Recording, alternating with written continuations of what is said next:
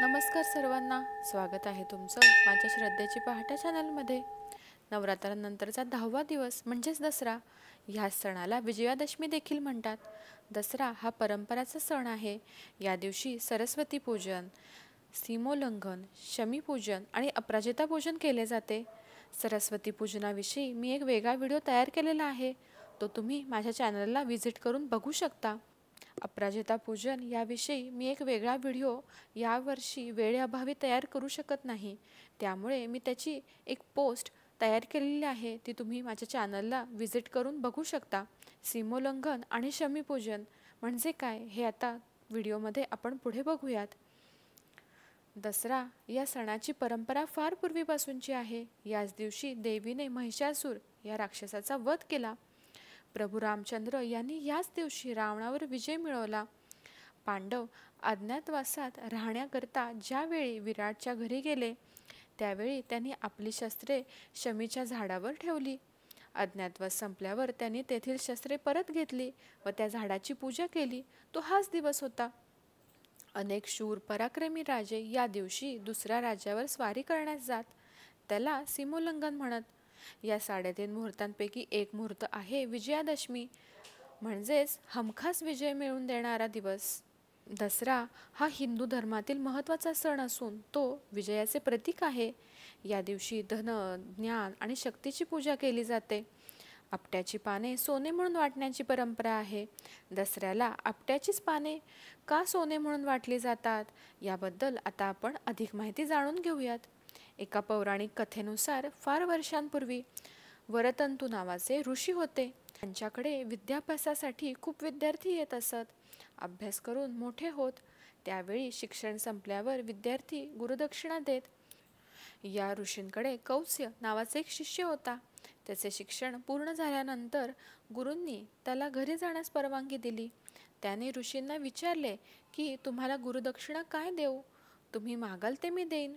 ऋषींनी कौत्स्याची परीक्षा घ्यायचे ठरवले. त्यांनी कौत्स्याला प्रत्येक विद्येबद्दल 1 कोटी सुवर्णमुद्रा याप्रमाणे 14 विद्यांप्रमाणे 14 कोटी सुवर्णमुद्रा आणाव्यास सांगितले. कौत्स्य हे ऐकून गांगरून गेला. तो रघुराजाकडे गेला, परंतु राजाने त्याच वेळी विश्वजित यज्ञ केल्यामुळे खजिना संपला होता. तरी सुद्धा राजाने कौत्स्याकडे 3 दिवसाची मुदत मागितली आणि त्याने इंद्रावर स्वारी करण्याचे निश्चित केले. इंद्राला रघुराजाचा पराक्रम माहीत होता. त्याने कुबेराला सारी हकीकत सांगितली. इंद्राने आपट्याच्या पानांची सोन्याची नाणी बनवून ती पावसासारखी राजाच्या राजवाड्यात पाडली.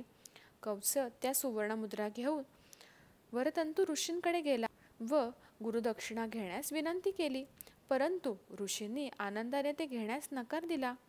ते सोने परत घेण्यास राजाने देखील नकार केल्यामुळे कौत्स्याने त्या मुद्रा आपट्याच्या झाडाखाली नेऊन ठेवल्या. लोकांना लुटायला सांगितल्या. लोकांनी त्या वृक्षाची खूप पूजा केली व पाहिजे तेवढ्या मुद्रा लुटल्या. तो दिवस दसऱ्याचाच होता, म्हणून त्या दिवसापासून त्या झाडाची पूजा करण्याची आणि सोन्याची पाने लुटण्याची प्रथा चालू झाली. ही झाली आपट्याची कहाणी. आता आपण शमीचे महत्त्व काय आहे हे जाणून घेऊयात. दसऱ्याच्या दिवशी शमीची पाने सोने इतकी शुभ मानली जातात. शमीपूजन म्हणजे शमीच्या झाडाची किंवा त्याच्या पानांची पूजा करणे होय, जे हिंदू धर्मात अत्यंत शुभ मानले जाते.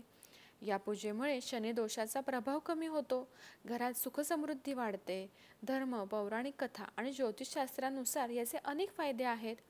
विशेषतः दसऱ्याला शमीच्या पानांची पूजा केली जाते. यामागे महाभारतातील पांडवांनी आपली शस्त्रे शमी वृक्षाखाली लपवून ठेवल्याची आख्यायिका आहे. ज्योतिषशास्त्रानुसार शमी वृक्ष हा शनी ग्रहाचा प्रिय आहे. दसऱ्याच्या दिवशी शमी वृक्षाची पूजा केल्याने शनीचे नकारात्मक प्रभाव शांत होतात आणि आपल्या व्यवसायात अडथळे दूर होण्यास मदत होते.